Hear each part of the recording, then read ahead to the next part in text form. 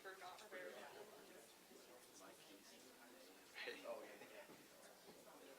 I'm singing a song. He's nervous.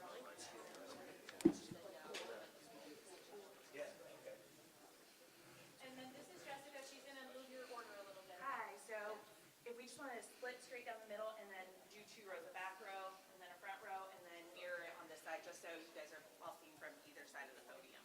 Yeah, we're going to go to the front, split down. We do it by organization, I don't know. Yeah. That's good right there, and then just a little that way, and right there. Find your windows. Yeah, look, I'm just. Yep, perfect. No one's gonna help you. I can't. Stars in the show. Just gotta come to the front now. Y'all doing a speech? Come on. All right, and then yep, just find your windows. Okay. And then, yep. All right, thank you. Nice try.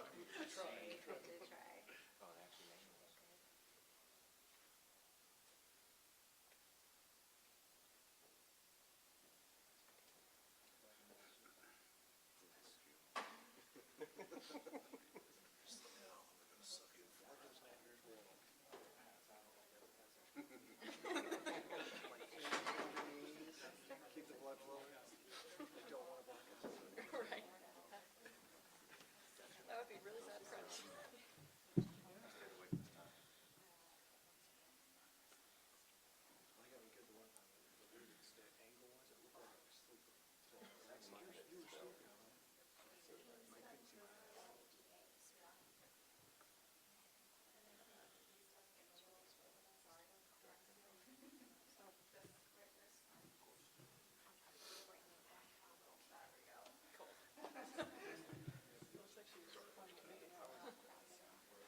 That okay?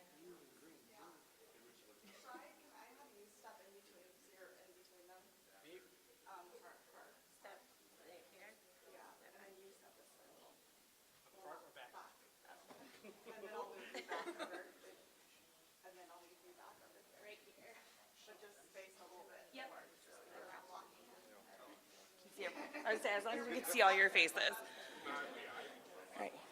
Are we good on this side? All right. All right. Thank you all.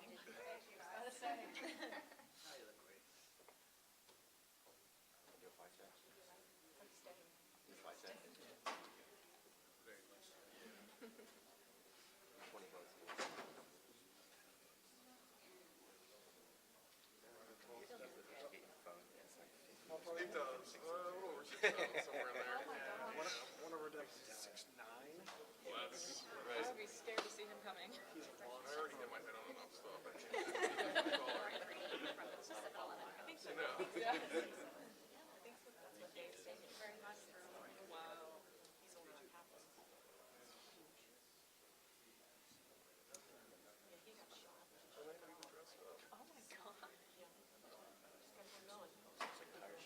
Hey, but that's what you need.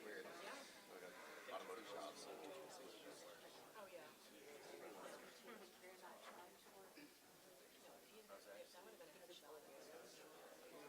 Yeah, let's go ahead and like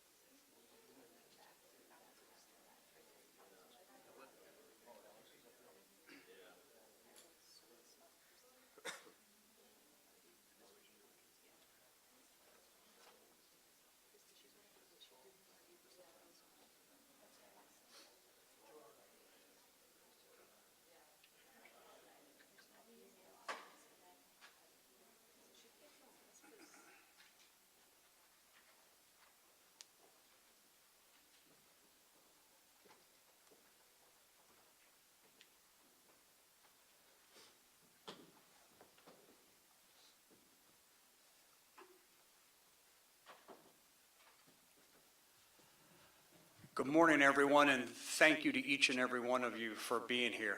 A warm welcome to our Attorney General, James Uthmeyer. General, you continue to stand shoulder to shoulder with law enforcement, giving us the tools and the assistance we need to safeguard our Florida communities.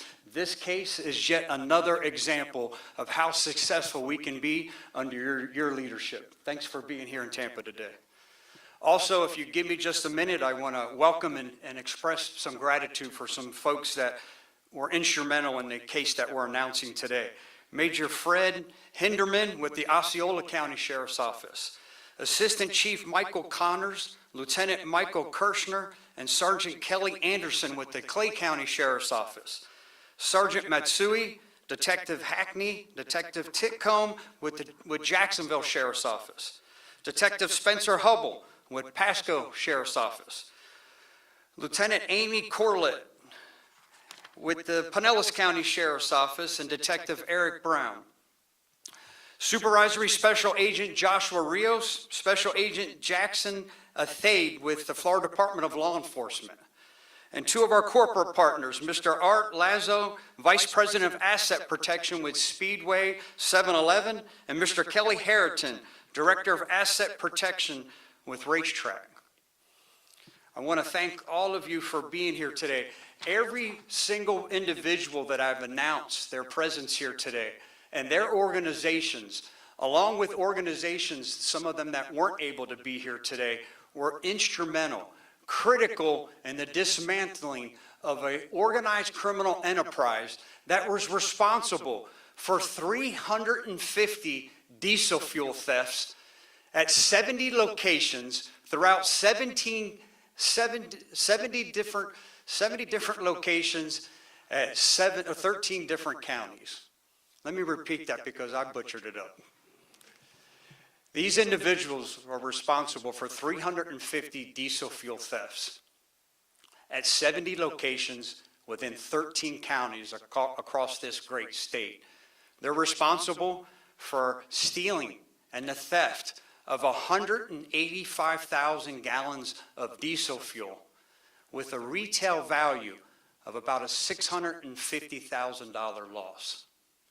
Their crime spree is now over. Operation Van Diesel started about 6 months ago. Our office was notified from some fuel centers here in Hillsborough County that they had discrepancy of fuel on hand. Fuel that was supposed to be on hand versus what was actually on hand.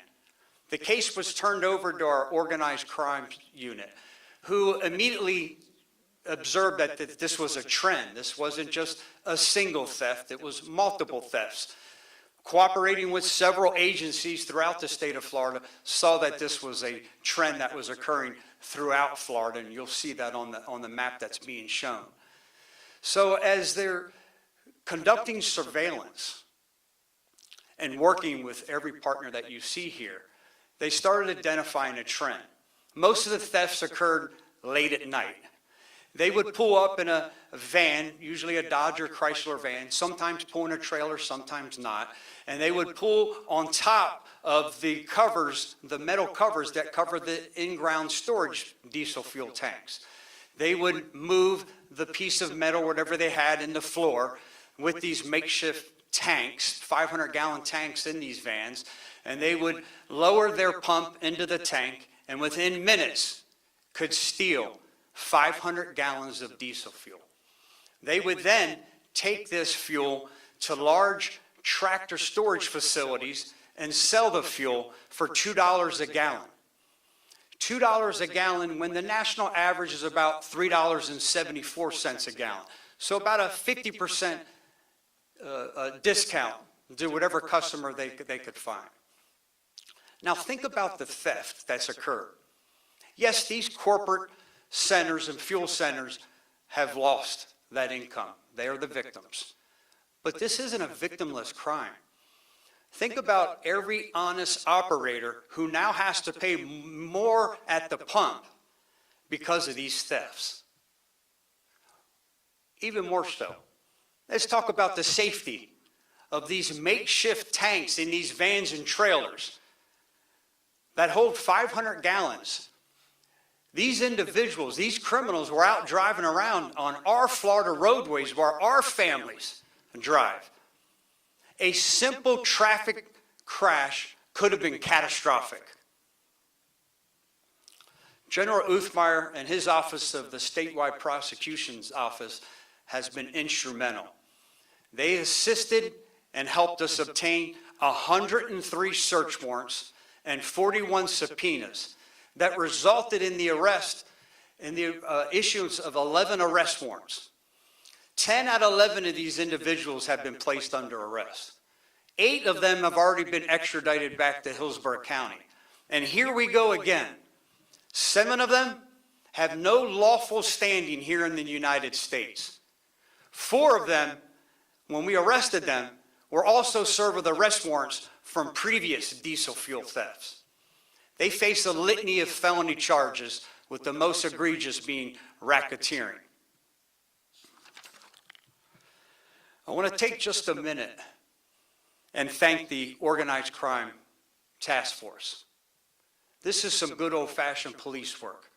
But by doing good old-fashioned police work, it takes a lot of sacrifice, it takes a lot of diligent and tireless efforts. And here we are again standing in front of a podium talking to the men and women of the Organized Crime Task Force and announcing the success of this dismantling of a criminal enterprise because of your hard work and your sacrifice. Job well done, ladies and gentlemen. At this time, I want to turn the podium over to Attorney General Uthmeyer.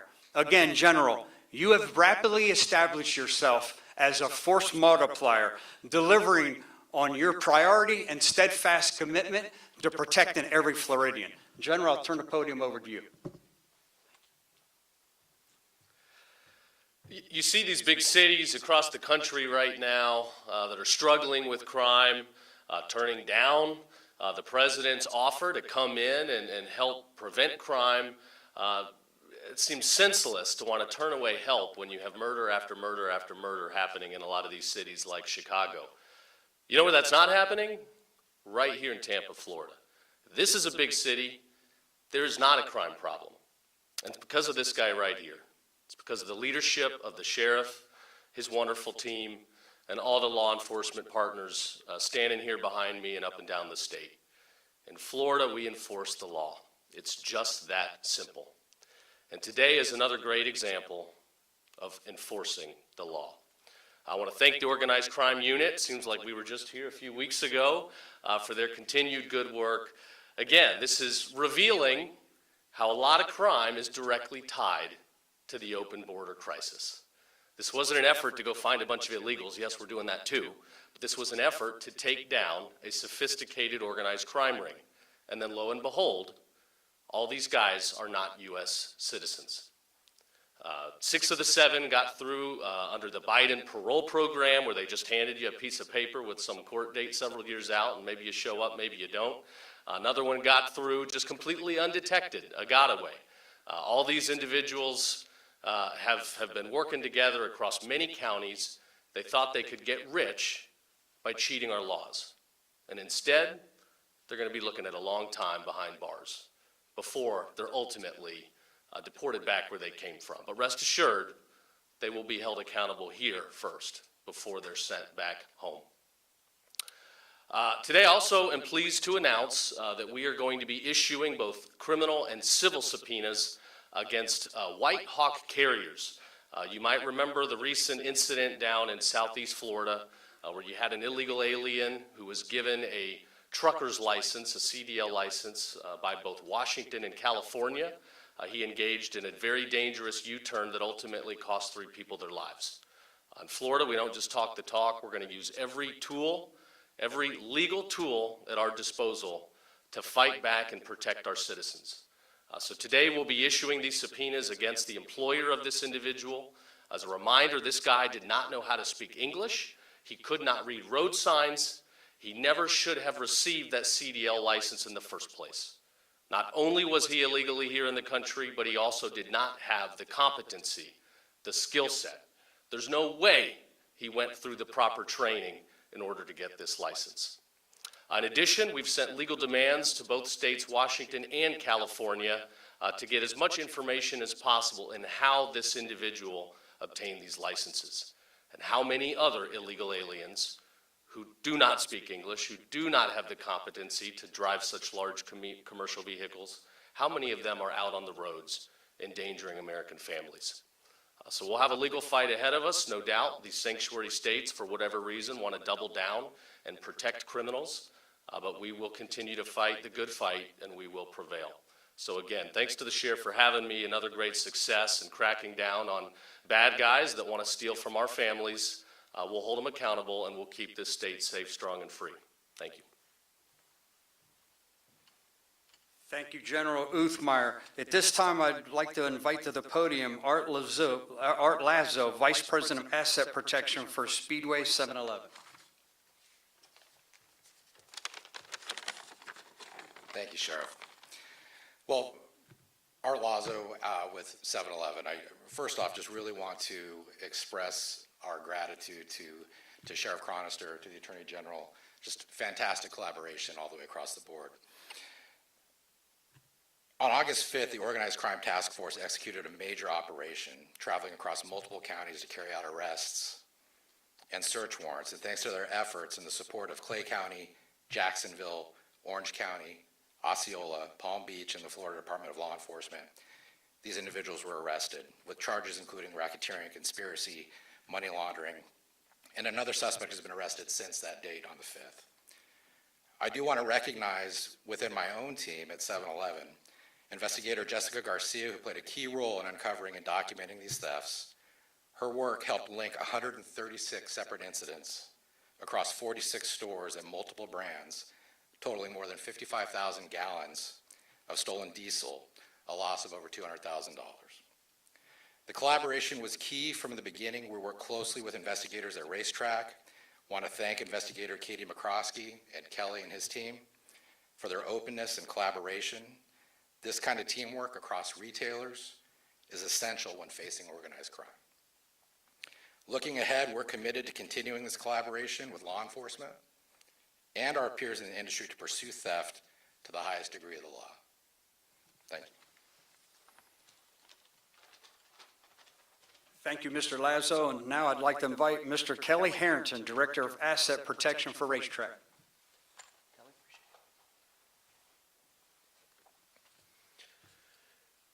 Good morning, everyone. My name is Kelly Harrington, and I'm the Director of Asset Protection for Racetrack, Inc. I'm honored to stand here today representing Racetrack alongside of General Uthmeyer, Sheriff Chronister, and many other law enforcement professionals from across the state of Florida. I'm sure most of you are familiar with Racetrack, since no state has more racetracks than the Sunshine State with over 250 locations.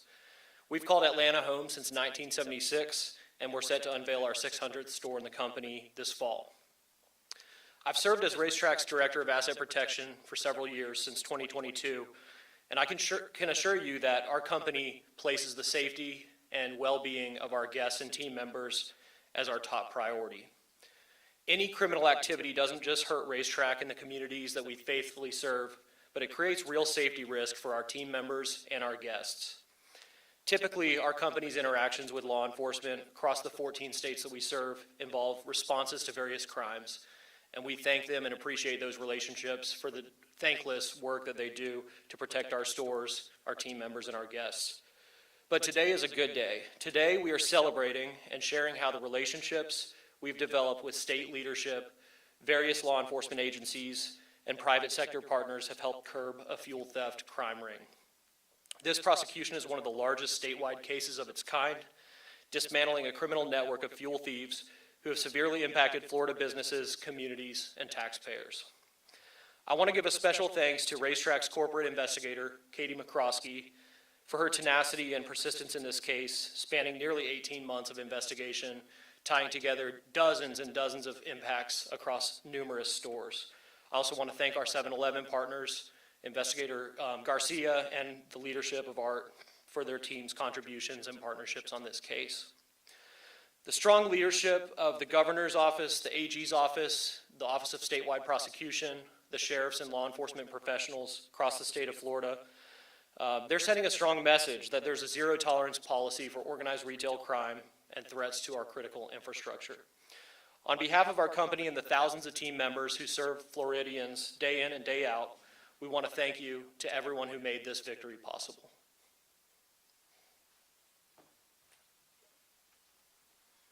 Thank you, Mr. Harrington. At this time, we'll take any questions. Do you know how long this may have been going on for? Certainly longer than the 6 months. I think it took some time to catch up for these retailers to discover the fact that they had such large discrepancies. Not 5 gallons, 10 gallons here, but 500,000 gallons. Sometimes they'd visit the same store, and their method of operation would be go late at night. And the tanks are usually stationed away. And here's the reason why. You can't have them close to the dispensary tanks or the pumps, because every time a tanker would pull in, it would shut the business down. So, they took advantage of these obstacles, but it would happen late at night, and this is when they would discover these large discrepancies in the fuel, but did a phenomenal job. Immediately upon discovering it, started making that notification. Hey, something's not right here. Will you come help us take a look? And again, I thank the Organized Crime Task Force Unit, again, for starting dive in and our cooperative efforts here with our corporate partners and every law enforcement agency you see here that weren't territorial, over to 13 counties at 70 different locations, and said, hey, how can we help? Let's pull surveillance video. Let's start issuing subpoenas and doing search warrants and do it the proper way to build such a successful case. The dismantling of this entire criminal enterprise is a result of a lot of great effort, a cooperative effort across the whole state of Florida.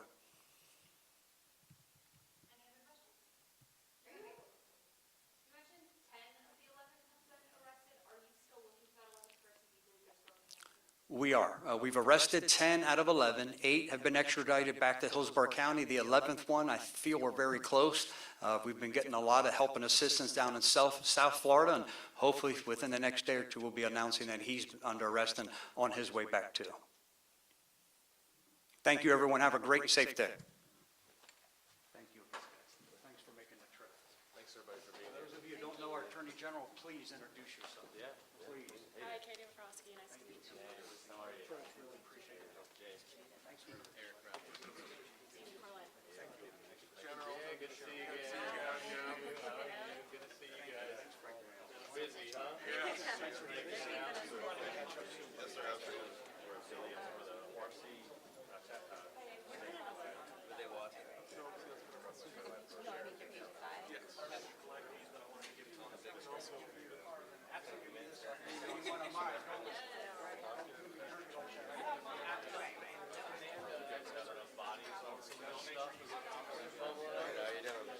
Yeah, we're getting